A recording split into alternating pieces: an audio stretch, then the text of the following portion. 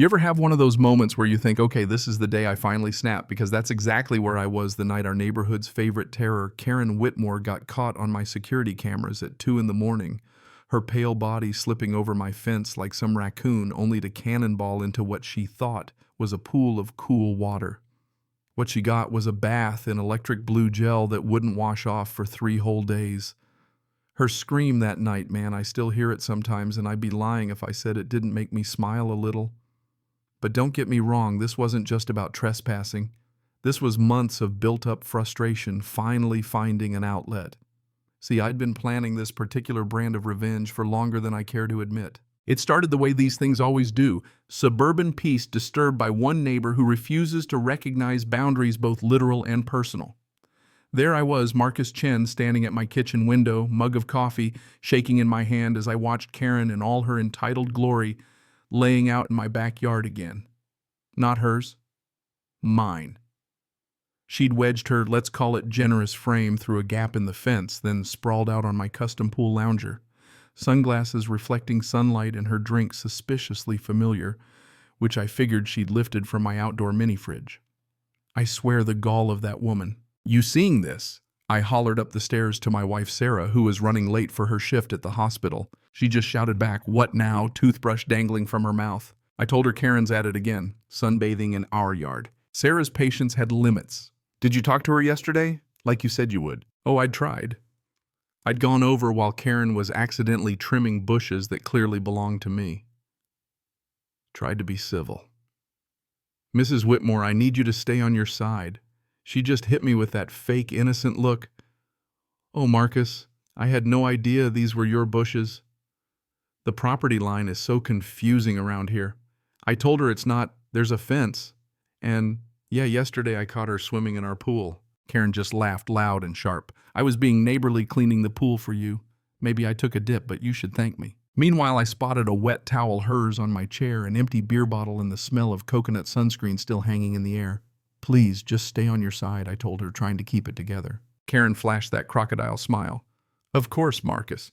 Shame you're so territorial. In my day, neighbors shared. After 4 incidents in 1 week, something in me snapped. The polite requests, the gentle warnings, none of it worked. Karen Whitmore took what she wanted when she wanted and didn't care about consequences. That's when I pulled out my phone and started recording just in case. She caught me filming and waved like we were best buddies. Beautiful morning, huh?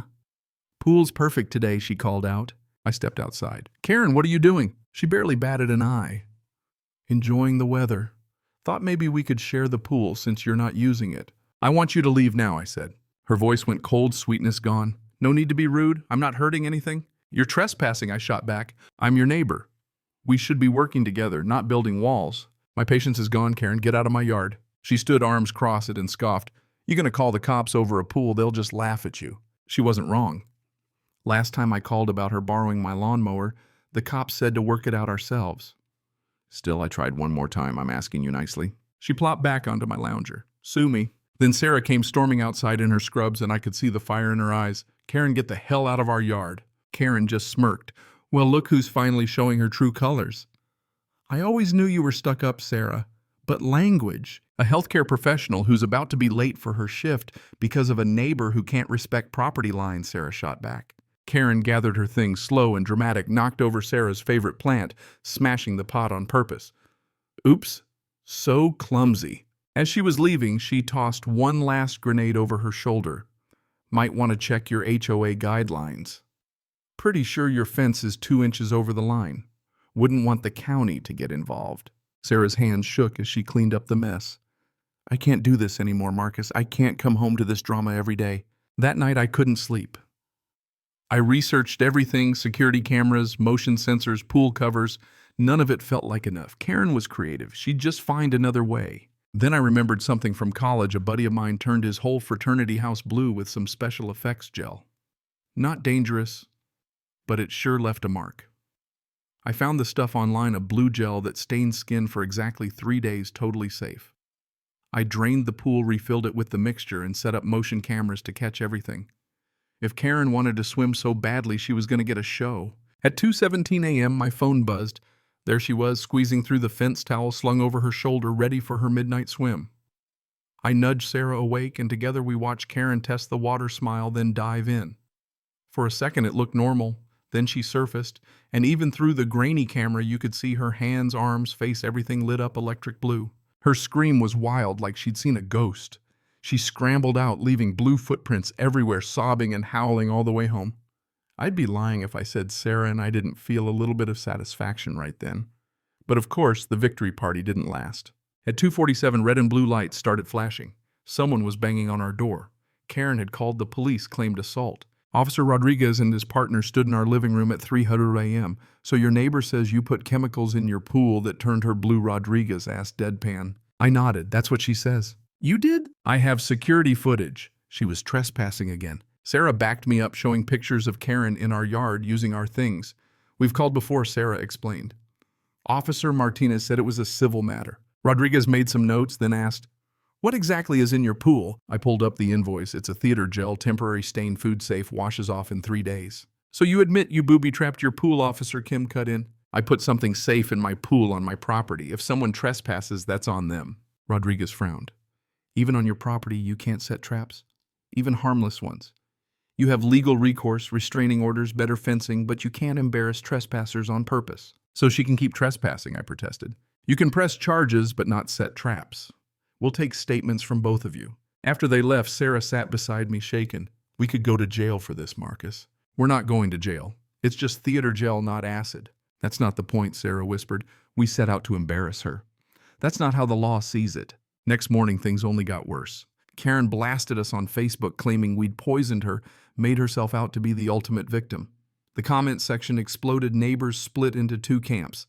Some sided with her, others, like Jennifer Martinez, called her out for trespassing. But then the HOA president, Travis McKenzie, chimed in, saying he'd call an emergency meeting about chemical weapons in the community. Now, we weren't just dealing with Karen, we were up against the whole HOA. We scrambled for a lawyer. At her office, our attorney, Rebecca, pulled up local news.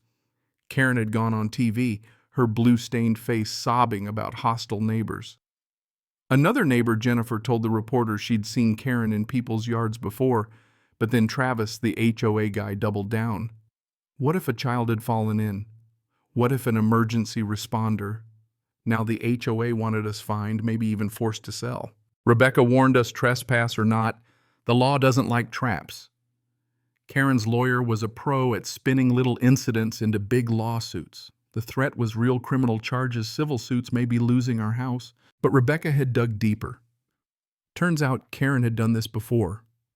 In 2019, she sued neighbors over a fence. In 2022, she lost a case for using someone else's pool, ordered to pay damages. Multiple nuisance complaints, all dismissed, but enough to make people miserable. Right then, my phone rang, a weird number voice disguised. If you want to know the truth about Karen Whitmore, meet me in 1 hour alone. Rebecca said it could be a setup, but Sarah thought it could be a way to fight back. I went despite everyone's warnings. There in the parking lot, I met Linda Patterson, a woman who used to live on our street. She showed me photos of her garden destroyed after Karen targeted her family. Karen flooded the city, and HOA with complaints got neighbors to shun her, even accused Linda's husband, who had dementia, of exposing himself in her backyard, ruining his last years, breaking the family. Linda handed me a USB drive, emails, police reports, medical records. Karen does this on purpose. She told me to drive people out, buy their houses cheap, or get her friends in. She's a predator who uses the legal system and social media as weapons. Suddenly, the pieces clicked. Karen's trespassing was never about using the pool. It was about baiting us, provoking a reaction, then turning the whole thing against us. And now, with the whole neighborhood watching, she had the upper hand. But not for long. Armed with Linda's evidence, we had a real shot at exposing Karen not just as a troublesome neighbor, but as a serial manipulator with a history of destruction. Driving home, I spotted a white SUV in my rear view, following Karen's people probably. But now for once, we weren't helpless. The next move was ours. So what do you think?